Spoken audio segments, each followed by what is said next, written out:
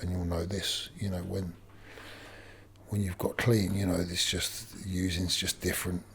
It's just, it's never the fun's same. Gone, do you know what I mean? New level of torture. It's just not even good, is it? It's just shit. Anyway, back to you.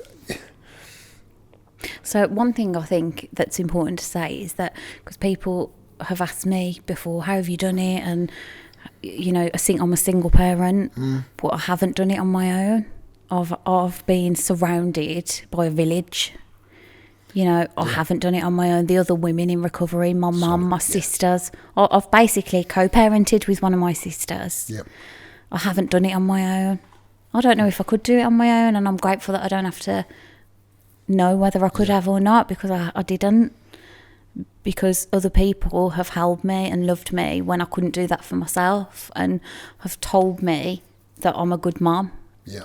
And that I'm going to make it, and that everything's going to be okay, when I haven't known whether it would be or not. And I think one of the last things that I wanted to say was that getting clean and being in recovery doesn't mean that you're immune from life and its difficulties and its tribulations and pain.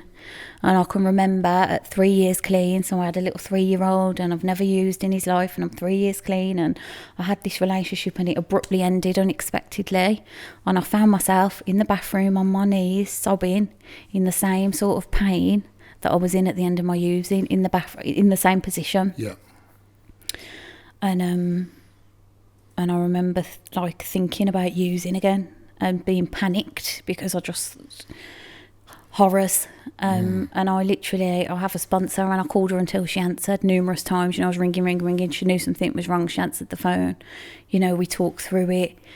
I managed not to use, of course, and to sort of stay safe and go to bed and wake up clean. And that feeling of relief when I woke up the next morning and I hadn't used, and I still had my recovery and my baby, and I was safe. Like, I've never felt relief like that. I think possibly when he was born and I knew he was okay, I felt that sort of relief. But this relief of like waking up and like, just thank God I didn't use, thank God. Like, I've got so much to lose. Yeah. And it was like a paradox from the last moments on my knees when I was using. And it taught me a big lesson that, like, because I was in some serious pain, because it wasn't the pain of the end of the relationship, it was the wound it had poked its finger in, my rejection, my abandonment from being a little girl with no dad, and my fantasies dying. And so that was my pain. It was really deep pain. And that's why, you know, using became an option again. But I learned that I didn't have to use.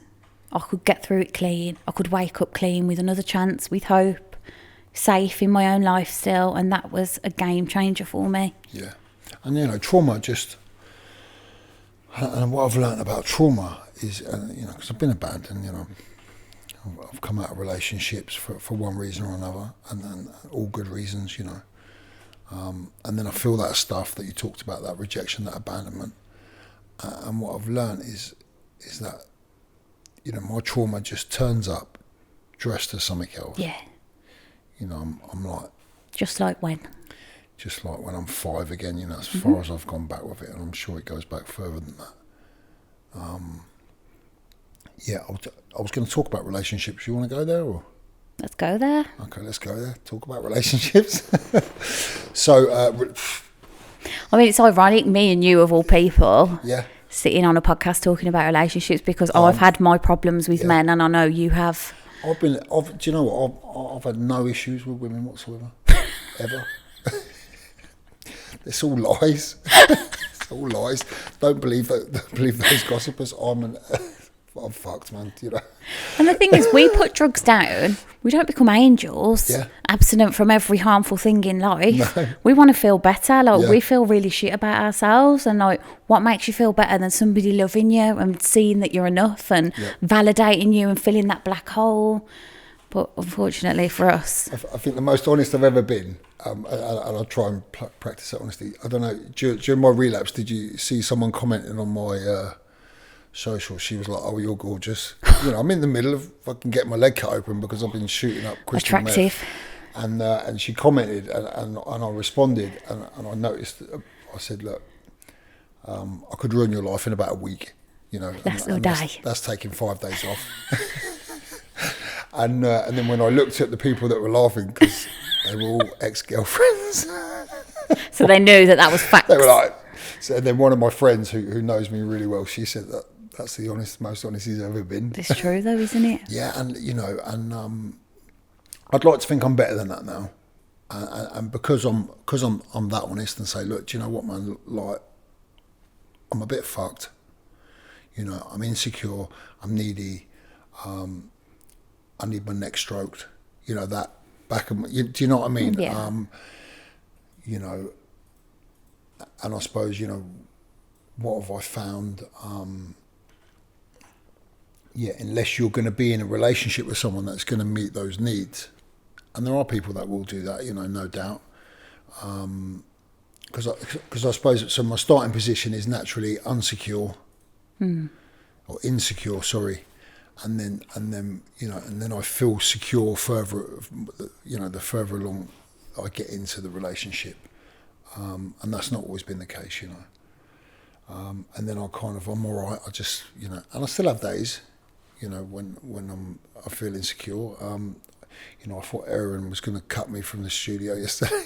I just rang him up and said, "Are you going to drop me?" He's like, "What are you talking about?" Because of some other work I'm doing. Just a moment of... Yeah, just because of other work I'm doing, and you know, that doesn't align with everyone's kind of politics. You know, and I just... But you can't ever please anybody. No. Everybody, sorry, you can't. No. You're always going to piss somebody off and upset somebody. So I suppose we've crossed there slightly into just kind of relationships in general with other people, you know, and not just kind of romantic relationships, you know. You know, and that kind of insecurity, do you know what I mean, that comes out, or what, you know, if I've messaged someone, they don't message me back for 2 days, it's like, what, if I pissed them off, you know, and